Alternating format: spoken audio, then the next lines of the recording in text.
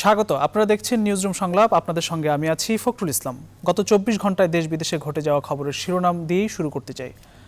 করোনার সংক্রমণ আশঙ্কাজনক হারে ছড়াচ্ছে, দেশের সর্বত্র বাড়ছে সংক্রমিতের রেকর্ড। নিয়ম কেউ মানছে, কেউ মানছে না। এই পরিস্থিতির মাঝে সারা দেশে খুলছে দোকানপাট, বেড়েছে ভিড়। পরিস্থিতি এমন পর্যায়ে গেছে, কোনো নিয়ম না মেনে মানুষ তার প্রতিরোধ ব্যবস্থা ছেড়ে দিয়েছে অনেকটা প্রকৃতির উপর। দেশে করোনা আক্রান্তের নতুন রেকর্ড ৮৮৭ জন। এই নিয়ে মোট সংখ্যা প্রায় ১৫,০০০-এ দাঁড়িয়েছে। মোট মৃত্যু ২২৮ জন। সারা বিশ্বে মোট আক্রান্ত ৪১ লাখের বেশি, মৃত্যু ছাড়িয়েছে ২,৮০,০০০। আরও নানান খবরাখবর থাকছে আজকের আলোচনায়, পর্যালোচনায়। বরাবরের মতোই আমাদের সঙ্গে অতিথি রয়েছেন এখন পর্যন্ত জনাব মুস্তাফিজ শফি, ভারপ্রাপ্ত সম্পাদক দৈনিক সমকাল, এবং আমাদের সঙ্গে যুক্ত হয়েছেন চট্টগ্রাম থেকে মহসিন চৌধুরী, সাবেক সাধারণ সম্পাদক চট্টগ্রাম প্রেস ক্লাব, এবং আমাদের সঙ্গে যুক্ত আছেন অ্যাডভোকেট ইউসুফ আলী, সাবেক সাধারণ সম্পাদক জামালপুর জেলা প্রেস ক্লাব। আপনাদের তিনজনকেই স্বাগত জানাচ্ছি। প্রিয় দর্শক, আপনারা থাকবেন আমাদের সঙ্গে পুরো আলোচনায় যাওয়ার আগে আমরা একটু আজ প্রকাশিত যে পত্রিকাগুলো রয়েছে সেই পত্রিকাগুলোর প্রধান শিরোনাম দেখে আসতে চাই। প্রথমে দৈনিক বাংলাদেশ প্রতিদিন আজ প্রধান শিরোনাম করেছে, কবে খুলবে সচিবালয়, সরকারের রাজস্ব আসা খাতগুলো সহ মন্ত্রণালয়ের স্বাস্থ্যবিধি মেনে খোলার পক্ষে বিশেষজ্ঞরা। আদালতের ভার্চুয়াল কার্যক্রম শুরু সোমবার থেকে, জীবনের বিনিময়ে নতুন জীবন। বড় শপিং মল খোলেনি, ক্রেতা কম, মার্কেটে মানা হয়নি স্বাস্থ্যবিধি। এই ছিল বাংলাদেশ প্রতিদিনের প্রধান শিরোনাম। এরপর কালের কণ্ঠ আজ শিরোনাম করেছে, পাচারকৃত ও কালো টাকা বিনিয়োগে আনার দাবি। করোনার ক্ষতি মোকাবেলায় বছরে গড়ে পাচার ৫৫,০০০ কোটি টাকা জিএফআই। দেশের ৬০%ই কালো অর্থনীতি, অর্থ মন্ত্রণালয় বলেছে। এছাড়া আরও বেশ কয়েকটি শিরোনাম করেছে কালের কণ্ঠ। শিক্ষাবর্ষের সময় কমে বাড়তে পারে সিলেবাস ও ছুটি। এই ছিল কালের কণ্ঠের প্রধান শিরোনাম। এরপর দ্য ডেইলি সান আজ শিরোনাম করেছে, move to save the poor, some sectors to reopen, prime minister. এবং আরও বেশ কয়েকটি শিরোনাম করেছে, 100 beds to the gift reserved for journos. এই ছিল আজকের প্রকাশিত যে পত্রিকাগুলো রয়েছে সেগুলোর প্রধান শিরোনাম। দর্শক, আমরা পুরো আলোচনায় ফিরতে চাই। মোস্তাফিজ শফি, আপনি নিশ্চয়ই আমাদের সঙ্গে এর মধ্যে যুক্ত হয়েছেন।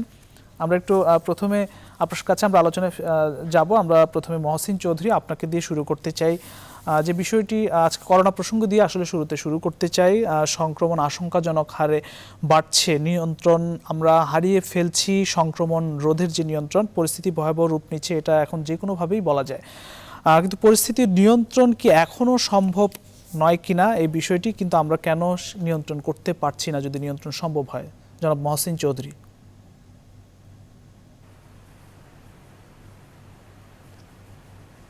প্রথমে আমি আপনাকে ধন্যবাদ জানাই, এবং ধন্যবাদ জানাই নিউজ 24-এর যারা দর্শক রয়েছেন তাদেরকেও। আসলে আমরা এখনও যে নিয়ন্ত্রণের বাইরে চলে যাচ্ছি, আমি ঠিক এই কথাটা বলবো না। কারণ গত ১.৫ মাসের বেশি সময় ধরে আমরা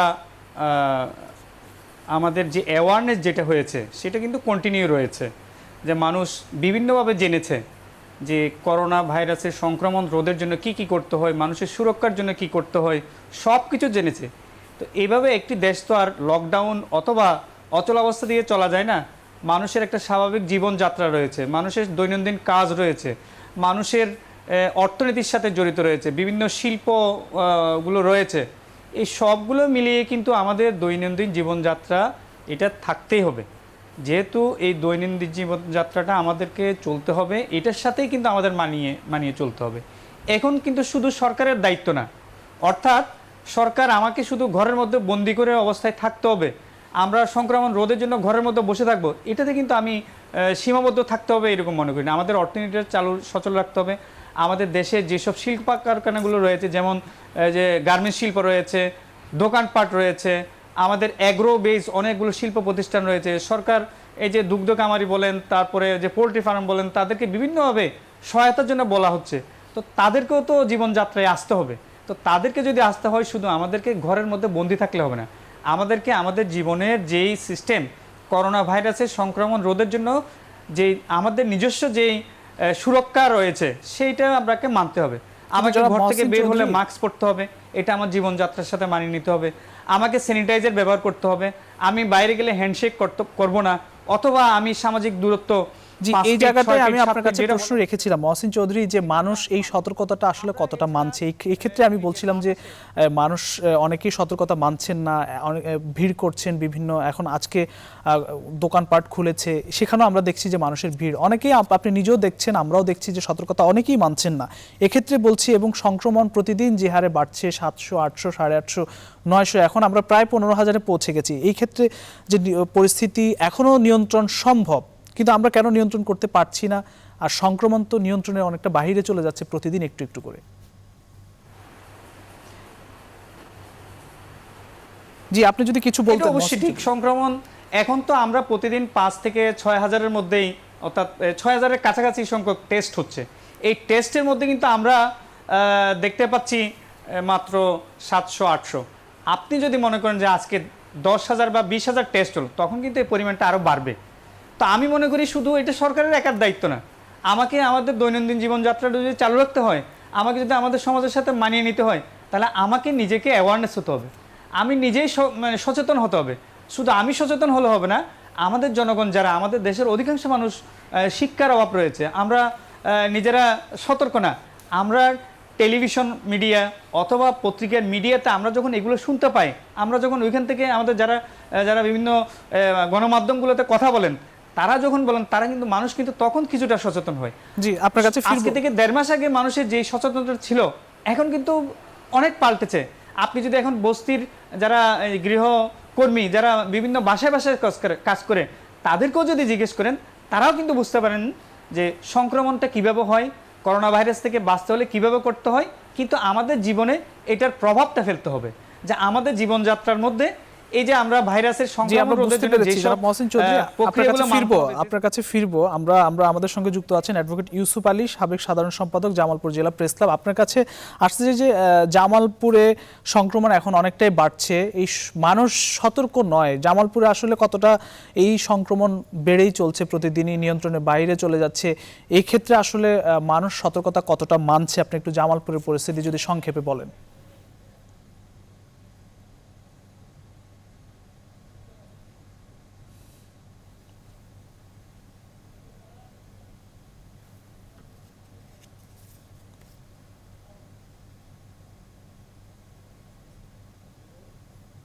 জি, অ্যাডভোকেট ইউসুফ আলী, আপনি কি শুনতে পাচ্ছেন আমাকে? আমার যে প্রশ্নটি ছিল যে মানুষ এখন পর্যন্ত আমরা যে পরিস্থিতি লক্ষ্য করছি যে সংক্রমণ প্রতিদিনই একটু একটু করে বাড়ছে, ধীরে ধীরে নিয়ন্ত্রণের বাইরে চলে যাচ্ছে, সেই ক্ষেত্রে মানুষ সতর্কতা কতটা মানছে? আমরা জনাব মহসিন চৌধুরীর কথা শুনছিলাম যে সতর্কতা মানুষ অনেকেই মানছেন না। জামালপুরের কি পরিস্থিতি আপনি লক্ষ্য করছেন যদি বলতেন।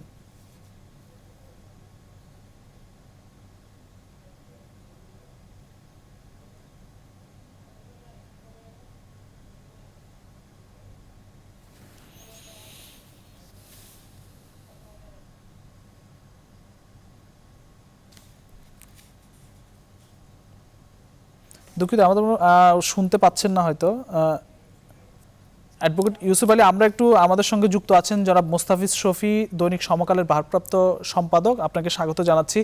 আপনার কাছে আসতে চাই করোনা প্রসঙ্গ নিয়ে, আপনাকে প্রশ্ন করতে চাই যে মানুষ, আমরা যেভাবে নিয়ন্ত্রণের বাইরে চলে যাচ্ছি, যে সংক্রমণ রোধের যে বিষয়টি, সেক্ষেত্রে আসলে আমরা কেন নিয়ন্ত্রণ করতে পারছি না, একই প্রশ্ন আপনাকে করছি।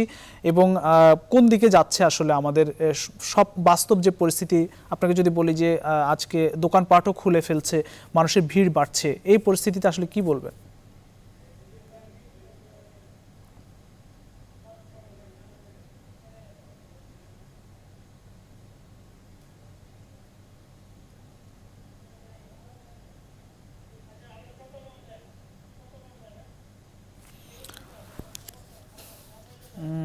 দুঃখিত, আমাদের আসলে যারা অতিথি রয়েছেন তারা হয়তো শুনতে পাচ্ছে না। আমরা আবার একটু জনাব মহসিন চৌধুরী আপনার কাছেই ফিরতে চাই। আমরা আসলে দেখছি যে আজকে দোকানপাট খুলেছে, চট্টগ্রাম যেহেতু বন্দর নগরী, সেখানকার আসলে পরিস্থিতি আপনার কাছে জানবো। আমরা প্রতিটি রাজধানীতে যেভাবে বড় বড় শপিং মলগুলো, যেমন বসুন্ধরা, যমুনা সহ বিভিন্ন বড় বড় শপিং মলগুলো যারা মালিকপক্ষ রয়েছেন তারা বন্ধ রাখার একটি ঘোষণা দিয়েছেন, কারণ আপনি জানেন যে সারা দেশেই করোনার যে সংক্রমণ সেটি প্রতিরোধে তাদের এই ঘোষণা এসেছে। একই সাথে বিভিন্ন জেলা পর্যায়ে যেসব বড় বড় শপিং মল রয়েছে তারাও বন্ধ রাখার ঘোষণা দিয়েছেন।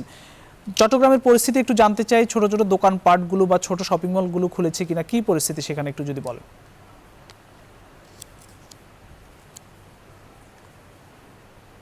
আমি প্রথমেই আপনাকে জানিয়ে রাখি, চট্টগ্রামের পরিস্থিতি এবং ঢাকার সাথে কিছুটা পার্থক্য রয়েছে।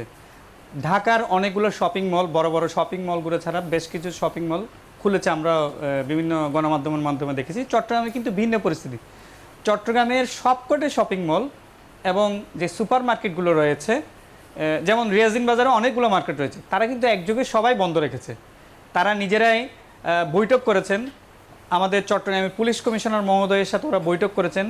তারা বলেছেন যে সুরক্ষার জন্য, যে মানুষের নিরাপত্তার জন্য এবং এই করোনা ভাইরাসের সংক্রমণ রোধের জন্য তারা মানুষের, যেহেতু এই ঈদ উপলক্ষে একটি গণসমাবেশ বা জনসমাগমটা হওয়ার সম্ভাবনা বেশি, তাই ওরা ব্যবসার চেয়ে ওরা ওদের জীবনের মায়াটাকে ওরা বেশি মনে করছেন। চট্টগ্রামে কিন্তু কোনো আজ, অর্থাৎ আজ রবিবার যেটা খোলার দিন ছিল, চট্টগ্রামে কিন্তু কোনো সুপার মার্কেট, শপিং মল অথবা ছোট আকৃতির যেসব আমরা মার্কেটগুলো বলে থাকি, এই মার্কেট কোনোটাই কিন্তু খোলেনি।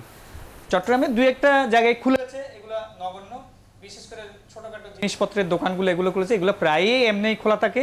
এই ধরনের চট্টগ্রামের মানুষ, আমি বলবো সরকারের এবং বিভিন্ন প্রশাসন অথবা মানুষের মধ্যে যে অ্যাওয়ারনেসটা সৃষ্টি হয়েছে, আমি বলি চট্টগ্রামের এই যে অবস্থা, অর্থাৎ চট্টগ্রামের যে স্বস্তির এখনও যে অবস্থাটা আছে, সেখানে এখনও কিন্তু বিদ্যমান রয়েছে। যে যারা দোকান মালিক সমিতি, তারাও তো দোকানে বসবেন, দোকানের মালিক এবং কর্মচারীরা বসবেন একসাথে।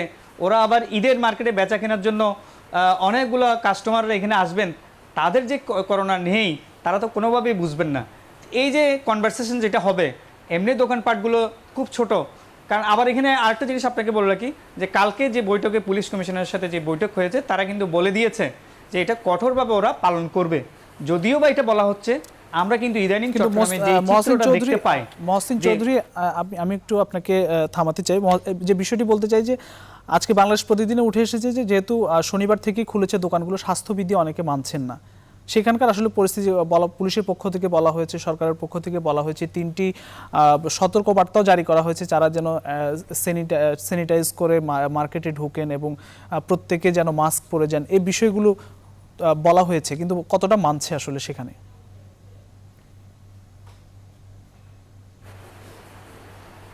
না, এটা তো আমি তো আপনাকে শুরুতেই বলে রাখছিলাম যে চট্টগ্রামে কোনো মার্কেট আজকে কিন্তু খোলে নেই। যেসব দোকানপাটগুলো খোলা রয়েছে, সেই বিশেষ করে ছোটোখাটো দোকানগুলো যেগুলো খোলা রয়েছে, সেখানে কিন্তু মানা হচ্ছে না।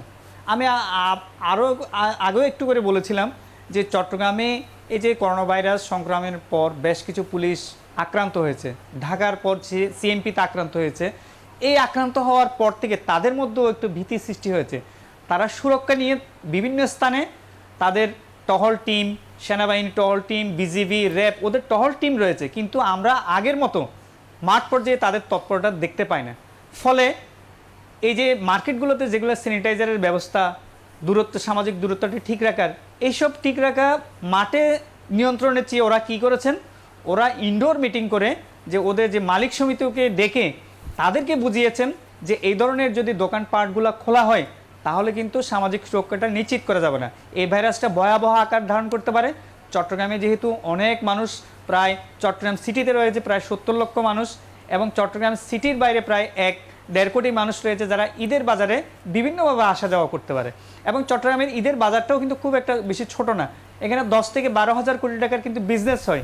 ওরা কিন্তু এই বিজনেসটাও কিন্তু উপেক্ষা করেছেন নিজেদের সুরক্ষার জন্য। আমি এই যে ব্যবসায়ীদেরকে ধন্যবাদ জানাবো যে ওরা অন্তত, যে পুলিশ যেটা প্রেশার ক্রিয়েট করে অথবা আইনশৃঙ্খলা রক্ষা বাহিনী যেটা প্রেশার ক্রিয়েট করে যে আমাদেরকে সামাজিক সুরক্ষার জন্য যে ব্যবস্থাটা ওরা করার চিন্তা ছিল অথবা মাঠ পর্যায়ে করতে হতো, এটা থেকে অন্তত চট্টগ্রামবাসী অনেক মুক্ত হয়েছেন। তারপরও চট্টগ্রামের এই যে দিন যতই যাচ্ছে, মানুষের যেহেতু আর্থিক বিষয় আছে, মানুষের দৈনন্দিন জীবনযাত্রার ব্যয় নির্বাহ করতে হবে। এখানে সাধারণ মানুষ যারা কর্মজীবী রয়েছে, যারা গার্মেন্টস কর্মী রয়েছে, তাদের বিভিন্ন পেশার, কারণ চট্টগ্রামে কিন্তু ব্যবসায়ী যে দোকানপাট যেগুলো রয়েছে, তাদেরও কিন্তু স্টাফ বা কর্মচারীর সংখ্যা কম না, তাদেরও কিন্তু জীবিকা নির্বাহ করতে হবে। এখানেও কিন্তু জীবন জীবিকার সম্পর্কটা রয়েছে। জি, এটি অবশ্যই জীবন জীবিকার বিষয় অবশ্যই রয়েছে। জি, মহসিন চৌধুরী, আপনার কাছে আমরা আসবো। আমাদের হাতে আরও বেশ কয়েকটি খবর রয়েছে যে 1 লাখ ছিন্নমূল পরিবারকে খাদ্য সহায়তা দিতে যাচ্ছে ঢাকা উত্তর সিটি কর্পোরেশন। এবং এখন পর্যন্ত ঢাকা মেডিকেল কলেজের যে মেডিকেল কলেজ হাসপাতালের যে করোনা ইউনিট সেখানে 9 দিনে এখন পর্যন্ত 89 জনের মৃত্যু হয়েছে এবং ভার্চুয়াল উপস্থিতিতে বিচার কার্যক্রম শুরু হচ্ছে সোমবার থেকে আদালতের। এছাড়াও করোনায় আক্রান্ত 1600 পুলিশ সদস্য এখন পর্যন্ত আক্রান্ত হয়েছেন, মারা গেছেন এখন পর্যন্ত 7 জন। আপনি জানেন যে চিকিৎসকরা আক্রান্ত হচ্ছেন, অনেক চিকিৎসক এর মধ্যে আক্রান্ত হয়েছেন, মারাও গেছেন। গণমাধ্যম কর্মীরা আক্রান্ত হচ্ছেন বেশ সংখ্যক, গণমাধ্যম কর্মী এর মধ্যে 3 জন মারা গেছেন। এছাড়া সবচেয়ে বড় একটি উল্লেখযোগ্য খবর হচ্ছে 2500 টাকা করে দেয়া হবে ঈদ পর্যন্ত 50 লাখ পরিবারকে সারা দেশে। আপনি জানেন যে সরকারের পক্ষ থেকে বিভিন্ন সহায়তা দেওয়া হয় সরকারের পক্ষ থেকে, পাশাপাশি কিন্তু এই নগদ অর্থ সহায়তা আগামী 14ই মে থেকে দেওয়ার কথা রয়েছে সরকারের পক্ষ থেকে সারা দেশের 50 লাখ পরিবারকে। আমি যদি বলি যে এখন পর্যন্ত 1 কোটির বেশি চরম দরিদ্র, 1 কোটি প্রায় 73 লাখ চরম দরিদ্র মানুষ রয়েছেন এবং 3 কোটির বেশি দরিদ্র মানুষ রয়েছেন সারা দেশে। সরকারের বিভিন্ন সহায়তা কার্যক্রম রয়েছে, এর মধ্যে এইসব সহায়তা কার্যক্রমের মাধ্যমে সহায়তা দিয়ে আসছেন। একই সাথে যারা ধনী বিত্তশালী মানুষ রয়েছেন তাদের কিছু অংশ এখন পর্যন্ত এই করোনা সংকটে মানুষের পাশে এসে দাঁড়িয়েছেন, বেশিরভাগ মানুষই কিন্তু এখনো আসেননি। আমরা একটু জনাব মহসিন চৌধুরী আপনার কাছে আসতে চাই যে এখন পর্যন্ত এই যে সরকারের যে সহায়তা কার্যক্রম 50 লাখ পরিবারকে ঈদ পর্যন্ত সহায়তা দেওয়া হবে, এটি নিশ্চয়ই একটি ভালো উদ্যোগ। পাশাপাশি যারা এখন পর্যন্ত যেসব বিত্তশালী রয়েছেন, জনপ্রতিনিধি রয়েছেন, তারা এখনো আসেনি, তাদের তো নিশ্চয় আসা উচিত, কি বলবেন?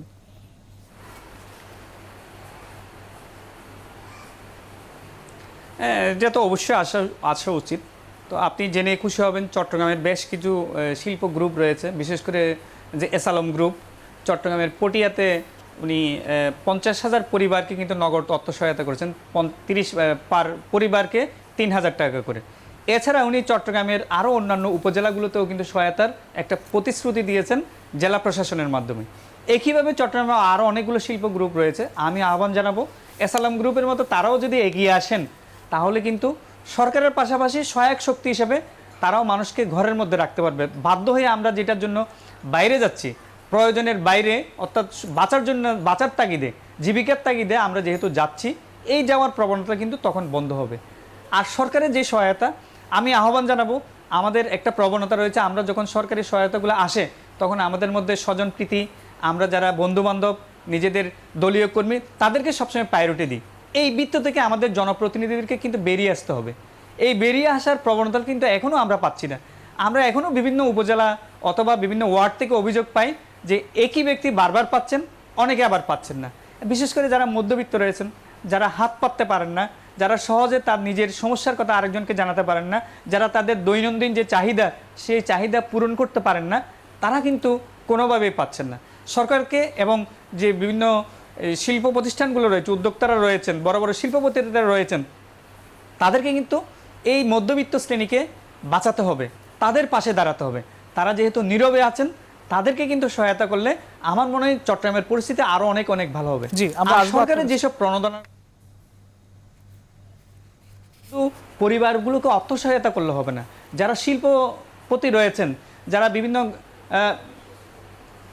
যারা ব্যবসায়ী রয়েছেন, যারা বিভিন্ন ধরনের ব্যবসা করে থাকেন বা শিল্প ইউনিট রয়েছে, যারা বিভিন্ন ধরনের আমাদের অর্থনীতিতে যোগান দিচ্ছে, চট্টগ্রাম বন্দর বলেন অথবা চট্টগ্রাম বন্দর কেন্দ্রিক ব্যবসায়ী বলেন, এসব তাদের সবারকে কিন্তু সরকারের যে প্রণোদনার কথা বলা হচ্ছে সেগুলোর কিন্তু একটা সুষম বন্টন করতে হবে।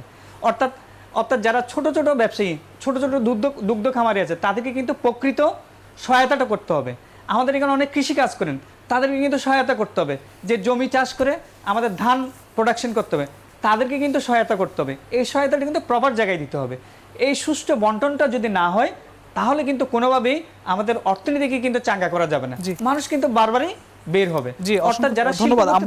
মহসিন চৌধুরী, আমরা আসছি আপনার কাছে। আমরা একটু বৈশ্বিক পরিস্থিতি এবং করোনা আমাদের সারা দেশের বিভিন্ন জেলা পর্যায়ে যেসব সংক্রমণ রয়েছে তার একটি চিত্র দেখে আসতে চাই, আমাদের দর্শকদেরকে দেখাতে চাই। করোনা ভাইরাসে এখন পর্যন্ত সারা বিশ্বে 41,51,891 জন এখন পর্যন্ত আক্রান্ত হয়েছেন এবং মৃত্যুবরণ করেছেন 2,82,515 জন। এখন পর্যন্ত সুস্থ হয়েছেন 14,65,004 জন। এই ছিল সারা বৈশ্বিক পরিস্থিতি। তার মধ্যে আপনারা জানেন যে যুক্তরাষ্ট্রে সবচেয়ে বেশি সংক্রমণ এবং সেখানে সবচেয়ে মৃত্যুর হারও সবচেয়ে বেশি, এখন পর্যন্ত প্রায় লাখের কাছে পৌঁছে গেছে। এখন পর্যন্ত 80,350 জন প্রতিদিনই, এই সংখ্যাটা প্রতিদিনই তাদের বাড়ছে। মৃত্যুর হার যেমন বাড়ছে, সংক্রমণের হার বাড়ছে। গত কয়েক ঘন্টার চিত্র যদি বলি, এখন পর্যন্ত 313 জন এখন পর্যন্ত মৃত্যুবরণ করেছে গত কয়েক ঘন্টায়, এবং স্পেনে এখন পর্যন্ত 143 জন মৃত্যুবরণ করেছে গত কয়েক ঘন্টা। যুক্তরাজ্যও কিন্তু যুক্তরাজ্যের পাশাপাশি আক্রান্তের সংখ্যা অনেকটাই বাড়ছে এবং মৃতের সংখ্যাও বাড়ছে। যুক্তরাজ্য এরই মধ্যে ইতালিকে ছাড়িয়ে গেছে। প্রায় 32,000 মানুষ এরই মধ্যে যুক্তরাজ্যে মারা গেছেন। গত কয়েক ঘন্টায় 268 জন মানুষ মৃত্যুবরণ করেছেন। এই ছিল বৈশ্বিক পরিস্থিতি। যেসব গুরুত্বপূর্ণ দেশগুলো রয়েছে তাদের পরিস্থিতি জানিয়ে দিয়েছি, এবং সারা দেশের চিত্রটি আমি একটু জানাতে চাই। সারা দেশে করোনা আক্রান্ত যে সংখ্যাটা প্রতিদিনই বাড়ছে, এখন পর্যন্ত প্রায় 15,000-এর কাছাকাছি পৌঁছে গেছে মোট আক্রান্তের সংখ্যা। এর মধ্যে ঢাকা বিভাগকে বলা হয় সবচেয়ে বড় হটস্পট জোন। সেখানে রাজধানীতে এখন পর্যন্ত 6,659 জন এখন পর্যন্ত আক্রান্ত হয়েছে। এরপরে নারায়ণগঞ্জ, সেখানে 1,198 জন এখন পর্যন্ত আক্রান্ত হয়েছে। নারায়ণগঞ্জের পরে গাজীপুরকে বলা হয় দ্বিতীয় হটস্পট, সেখানে 333 জন আক্রান্ত হয়েছে। এরপর মুন্সিগঞ্জে 216 জন, নরসিংদীতে 171 জন, রাজবাড়ীতে 23 জন এবং কিশোরগঞ্জে 202 জন। এরপর চট্টগ্রাম বিভাগে এখন পর্যন্ত চট্টগ্রামও হু হু করেই বাড়ছে আক্রান্তের সংখ্যা। সেখানে চট্টগ্রামে এখন পর্যন্ত 220 জন। চট্টগ্রাম জেলায় কক্সবাজারে 83 জন, কুমিল্লায় আক্রান্তের সংখ্যা অনেকটাই বাড়ছে 171 জন, ব্রাহ্মণবাড়িয়াতে 57 জন, লক্ষ্মীপুরে 58 জন, চাঁদপুরে 55, নোয়াখালীতে 30 জন, রাঙামাটিতে 4 জন। মোটামুটি চট্টগ্রাম বিভাগে আক্রান্তের সংখ্যা এই সপ্তাহে বেশ ভালোই বেড়েছে। এরপর আমরা সিলেট বিভাগে আসতে চাই। সিলেট বিভাগে আক্রান্তের সংখ্যা ধীরে ধীরেই বাড়ছে। সেখানে এখন পর্যন্ত সবচেয়ে বেশি হবিগঞ্জে 73 জন আক্রান্ত হয়েছেন এবং মৌলভীবাজারে এখন পর্যন্ত 33 জন, সুনামগঞ্জে 38 এবং সিলেটে এখন পর্যন্ত 36 জন আক্রান্ত হয়েছেন। এটি ছিল সিলেট বিভাগের খবর। এরপর আসতে চাই আমরা খুলনা বিভাগে। খুলনা বিভাগে এখন পর্যন্ত সবচেয়ে বেশি আক্রান্ত হয়েছে যশোরে। আমরা প্রথম থেকে দেখছি যে যশোরে আক্রান্তের সংখ্যা বেশ বাড়ছে।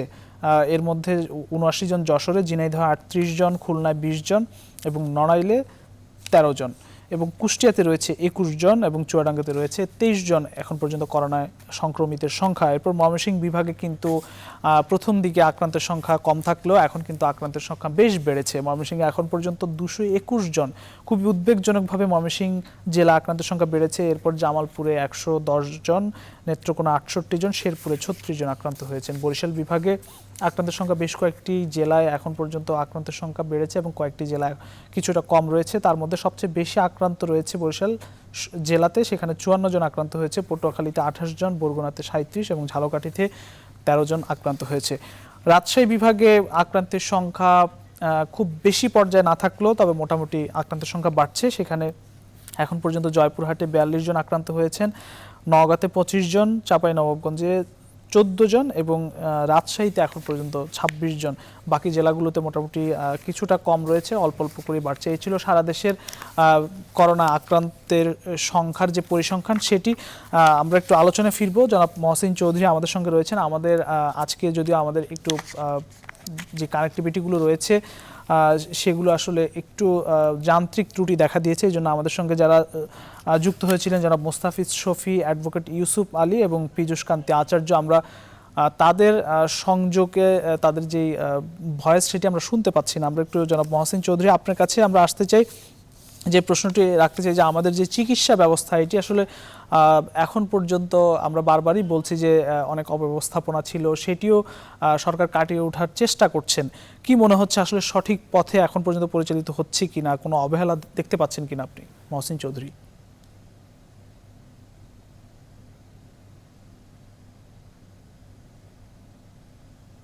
যে ভীতি, এই ভীতিটা কিন্তু এখনো কাটিয়ে ওঠেনি। চট্টগ্রামের চিত্রটাই আমি বলি,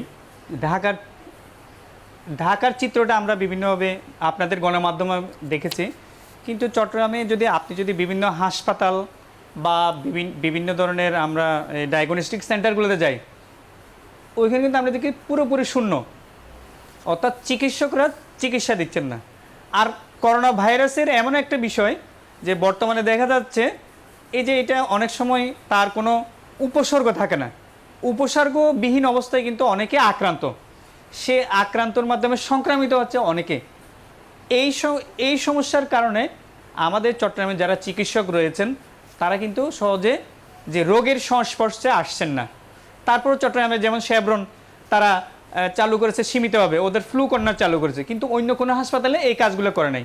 আমার যে অভিজ্ঞতা, আমি নিজেও একজন ডাক্তারকে দেখাতে গিয়ে আমি সরাসরি এই ডাক্তারের মুখোমুখি হতে পারিনি, মানে যেহেতু করোনা সংক্রমণের যে ভয় রয়েছে সেই ভয়টা উনি কাটাতে পারেন নাই বলে আমি নিজে আমার পার্সোনাল একটা ট্রিটমেন্টের জন্য যেতে পারিনি। একই অবস্থা আমার মতো চট্টগ্রামের সবকটা ক্ষেত্রে একই চিত্র। তো চট্টগ্রামে যেই অবস্থা, অর্থাৎ করোনার জন্য ডেডিকেটেড যে চিকিৎসা ব্যবস্থা অসম্ভব দুর্বল। কারণ চট্টগ্রামে যে হাসপাতালগুলো রয়েছে, বেসরকারি যে 12টি হাসপাতাল রয়েছে যাদের আইসিইউ রয়েছে, তাদেরকে যখন প্রথম বলা হলো যে প্রত্যেকটা আইসিইউ হাসপাতালগুলোকে করোনা চিকিৎসার জন্য ডেডিকেটেড করে, কিন্তু ওরা মালিক সমিতি মিলে করলো কি, ওরা বলছে কি এইখানে যদি কোনো রকমের একটা করোনা রোগী আসে তাহলে অন্য রোগীদের সমস্যা হবে। এই কারণে ওরা নিজেরা সব হাসপাতালগুলো উদ্যোগ নিয়ে, অর্থাৎ বেসরকারি হাসপাতাল মালিক সমিতি নিজেরা মিলে চট্টগ্রামের হোলি ক্রিসেন্ট নামে একটা পরিত্যক্ত হাসপাতালকে ওরা 100 বেডের একটা হাসপাতাল করেছে। কিন্তু এখানে এখন নানান ধরনের জটিলতা, এখানে যে যারা চিকিৎসা করবেন, চিকিৎসা সেবা দেবেন, তাদেরকে কিন্তু এখনও নিয়োগ দেওয়া হচ্ছে না, যার ফলে ওদের চিকিৎসার জন্য এখনও ওই হাসপাতালটি সরঞ্জামাদি সব রেডি, কিন্তু লোক বা জনবলের অভাবে সেই হাসপাতালটি চালু করা যাচ্ছে না। চট্টগ্রামে আরেকটি করোনার জন্য রয়েছে মাত্র জেনারেল হাসপাতাল, সেখানে কিন্তু পর্যাপ্ত পরিমাণ আগে সুযোগ সুবিধা ছিল না, ইদানিং সুযোগ সুবিধা এখানে বাড়ানো হয়েছে। কিন্তু চট্টগ্রামে যে আক্রান্তের যেই এখন রেশিও, অর্থাৎ গ্রাফটা যেভাবে আস্তে আস্তে ঊর্ধ্বমুখী হচ্ছে, এই হিসেবে যদি আপনি চিন্তা করেন চট্টগ্রামে কিন্তু চিকিৎসা ব্যবস্থা পাওয়ার কোনো সম্ভাবনা নেই। আর সবচেয়ে বড় কথা, অনেকে কিন্তু করোনা আক্রান্ত হচ্ছে, তাদের অনুসর্গ কিন্তু দেখা যাচ্ছে না, অনেকেই আক্রান্ত হচ্ছে আবার সংক্রামিতও করছে, তারা চিকিৎসাও যেমন পাচ্ছে না, এখানে টেস্টেরও নানা ধরনের সমস্যা। টেস্ট করতে গেলে যেসব হটলাইনগুলো দেওয়া আছে, হটলাইনগুলোতে দেওয়া হলে কোনো রকম টেলিফোনে রিপ্লাই পাওয়া যায় না। আবার সরাসরি কোনো কথা বলবো রোগী যদি জেনারেল হাসপাতাল, একটু বিরতিতে যেতে হচ্ছে। জনাব মহসিন চৌধুরী, আমরা টেস্ট এখন পর্যন্ত আসলে আমরা বাড়াতে পারছি না। এখন পর্যন্ত আমরা যদি পরিসংখ্যান বলি 1,22,000-এর কিছু বেশি গত 2 মাসে আমরা টেস্ট করতে পেরেছি। এটি পর্যাপ্ত কিনা, বা আমরা ভবিষ্যতে আসলে সামনের যে সময়টা, এখন আমরা সবচেয়ে আশঙ্কাজনক একটি সময় পার করছি, এই সামনের সময়গুলোতে আমরা আসলে বড় কোনো বিপদের মুখে পড়তে পারি কিনা, এসব বিষয় নিয়ে আমরা কথা বলবো। এই প্রশ্নটি রেখে আমি একটু বিরতিতে যেতে চাই। দর্শক, নিচ্ছে একটি ছোট্ট বিরতি, ফিরছি একটু পর, সঙ্গেই থাকুন।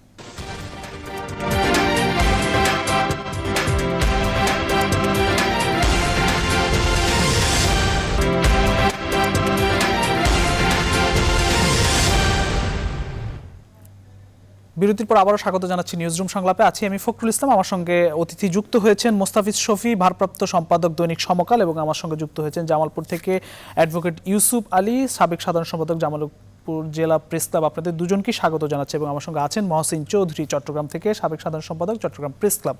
জনাব মোস্তাফিজ শফি, আপনার কাছে আসতে চাই। ওয়ার্ল্ড পপুলেশন রিভিউর এক তথ্য বলছে ঢাকায় প্রতি বর্গ কিলোমিটারে বাস করে 23,000-এর বেশি মানুষ, যেখানে নিউ ইয়র্কে 11,000-এর বেশি মানুষ বসবাস করে। আপনি জানেন যে আপনারা নিউ ইয়র্কের যে কী পরিস্থিতি, ভয়াবহ পরিস্থিতি, মৃত্যুর সংখ্যা 1 লাখের কাছাকাছি চলে যাচ্ছে। এই পরিস্থিতিতে আসলে তারা বলছে যে মহা বিপদ ডেকে আনতে পারে। ঢাকায় যেভাবে অবাধে মানুষ চলাফেরা করছে এখন, এই পরিস্থিতিতে দোকানপাট খুলে দিয়েছে, কোন দিকে যাচ্ছে আসলে নিয়ন্ত্রণ করতে পারছি না। নিয়ন্ত্রণ কেন করতে পারছি না, প্রশ্ন আপনার কাছে।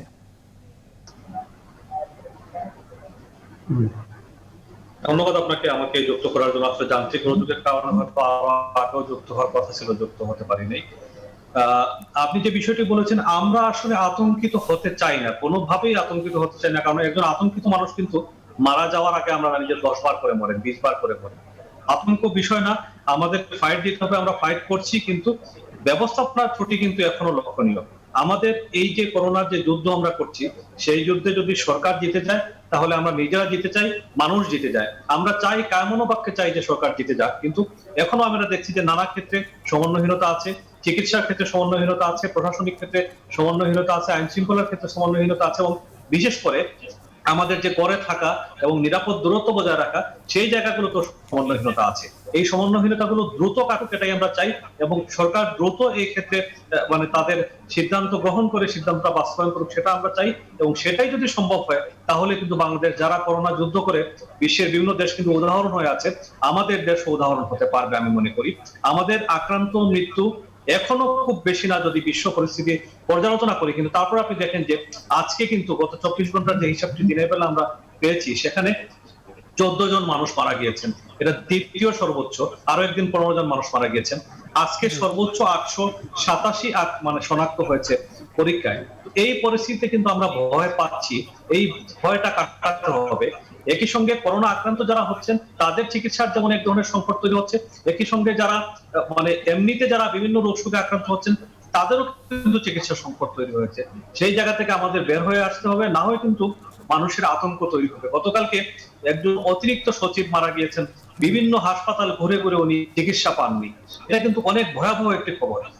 এই ধরনের খবর আমরা বেশি প্রচার করতে চাই না, এই ধরনের খবর বেশি সৃষ্টি হোক সেটাও আমরা চাই না। আমরা মনে করি যে আমরা এখনো যে মানে সমন্বয়হীনতা গুলো আছে সেটা দ্রুত কাটিয়ে উঠবো। এবং আমি আপনাদের আলোচনা শুনছিলাম, এর মধ্যে ব্যবসায়ীরা যে সিদ্ধান্ত গুলো নিয়েছেন, অনেক ক্ষেত্রে যেটা হয়েছে যে বিভিন্ন জায়গায় দোকানপাট গুলো খুলেনি। ঢাকায়ও অনেকগুলো বড় মার্কেট, যেগুলো মানে আইকন মার্কেট, আমি বলবো যে বসুন্ধরা সিটি, আমি বলবো যমুনা ফিউচার পার্ক, এবং আরো অনেকগুলা নিউ মার্কেট আমাদের পরিচিত, তারা কিন্তু মানে ওই মার্কেট কর্তৃপক্ষ বসে সিদ্ধান্ত নিয়ে তারা কিন্তু মার্কেট খুলেননি।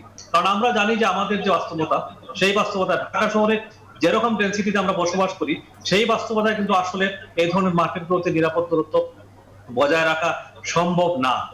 এখন আমাদেরকে আমরা খুলে দিয়েছি হয়তো নানা কারণে, সরকার আমার চেয়ে অনেক বেশি বুঝেন, অনেকগুলো বেশি মানে বিষয়ে ডিল করতে হয়। তারা সিদ্ধান্ত নিয়েছেন হয়তো অর্থনৈতিক কারণে, অর্থনীতির চাকা যাতে একটু সচল হয়। কিন্তু একই সঙ্গে অবশ্যই আমাদের আইন শৃঙ্খলা বাহিনীকে মানে আরো সক্রিয় করতে হবে। আর আমরা দেখছি যে প্রধান শিথিল হচ্ছে, একই সঙ্গে কিন্তু যেটা যে এই রাস্তাঘাটে যে পাহারার যে বিষয়টি আছে, রাস্তাঘাটে যে দোকানপাট কোন সময় বন্ধ হবে সেগুলো তদারকির যে বিষয়টি আছে, সেগুলোতে কিন্তু শিথিলতা আমরা লক্ষ্য করছি। সেই শিথিলতা কোনোভাবেই কাম্য না, সেটা আমাদের দ্রুততম সময়ের মধ্যে সেটা ঠিক করতে হবে। আপনার কাছে আমি ফিরবো, আমাদের সময় একেবারেই শেষ পর্যায়ে, কারণ আমরা একটু জনাব অ্যাডভোকেট ইউসুফ আলী আপনার কাছে জানতে চাই যে জামালপুরের পরিস্থিতি যদি সংক্ষেপে আপনাকে বলতে হবে যে সংক্রমণের এখনকার বাস্তবতা কি, যে হারে আমরা নিয়ন্ত্রণের বাইরে চলে যাচ্ছে প্রতিদিনই, এবং সেখানে দোকানপাট খুলেছে, সেখানকার পরিস্থিতি যদি সংক্ষেপে আপনি বলেন একদম 40 সেকেন্ডের মধ্যে। জি, জামালপুরে আপনি যেভাবে বলেছেন যে 110 জন, তার অর্ধেকই জামালপুর শহরে আক্রান্ত, এবং অর্ধেকই প্রায় প্রশাসন এবং স্বাস্থ্যকর্মীর লোকজন আক্রান্ত। কিন্তু আমরা লক্ষ্য করছি যে গতকাল দোকান মালিক সমিতি সিদ্ধান্ত নিয়েছিল, সংবাদ সম্মেলন করেছিল যে জামালপুর শহরে কোনো দোকান খুলবে না। কিন্তু আজকে আমরা লক্ষ্য করলাম, বাস্তবে যেটা দেখলাম, যে প্রতিটি দোকান খুলেছে এবং শত শত লোক ভিড় করে স্বাস্থ্যবিধি না মেনে কেনাকাটা করছে, এবং মাস্কও অনেকে ব্যবহার করছেন, যেটা আমরা মনে করি যে জামালপুরের জন্য অত্যন্ত ভয়াবহ বিষয়। এটি কঠোরভাবে নিয়ন্ত্রিত করা উচিত। যদিও এই সমস্ত ইউসুফ আলী, আমি সময় একেবারে আমাদের শেষ, আমি একটু আমি জাস্ট 30 সেকেন্ডের জন্য যারা মুস্তাফিজ শফি আপনার কাছে আসছে, যে একদম 30 সেকেন্ডের মধ্যে যদি আপনি বলেন আমাদের যে করোনা মোকাবেলা যে ওষুধটি এসেছে, রেমিভির বা রেমডেসিভির যে ওষুধটি এসেছে, সে ওষুধ কতটা আশার আলো দেখাচ্ছে, এটির দামও কিন্তু অনেক ব্যয়বহুল। এই ক্ষেত্রে কি বলবেন? এবং টেস্ট আমরা বাড়াতে পারছি না, এটি আমাদের কোনো বিপদের মুখে ফেলবে কিনা ভবিষ্যতে, যদি 30 সেকেন্ডে যদি শেষ করেন আপনি। অবশ্যই আমাদের টেস্ট আরো বাড়াতে হবে। আমরা এখন 6000-এর মতো আছি, সেটা আসলে এই মুহূর্তেই 10,000-এর মধ্যে নিয়ে যেতে হবে। আর রেমডেসিভির যে ওষুধটির কথা বললেন, সেটা তো আন্তর্জাতিক ক্ষেত্রে ব্যবহৃত হচ্ছে একেবারে আশঙ্কাজনক রোগীর ক্ষেত্রে। যখন দেখা যাচ্ছে যে আর কোনো উপায় নেই, তখনই এই ইনজেকশনটি প্রয়োগ করার সিদ্ধান্ত নিচ্ছেন ডাক্তাররা। তা আমাদের এখানেও এটা কিন্তু বাজারে এমনিতে পাওয়া যাবে না, কারণ এটা আসলে রিস্কি একটি ওষুধ। অসংখ্য ধন্যবাদ আমাদের চিকিৎসকরা।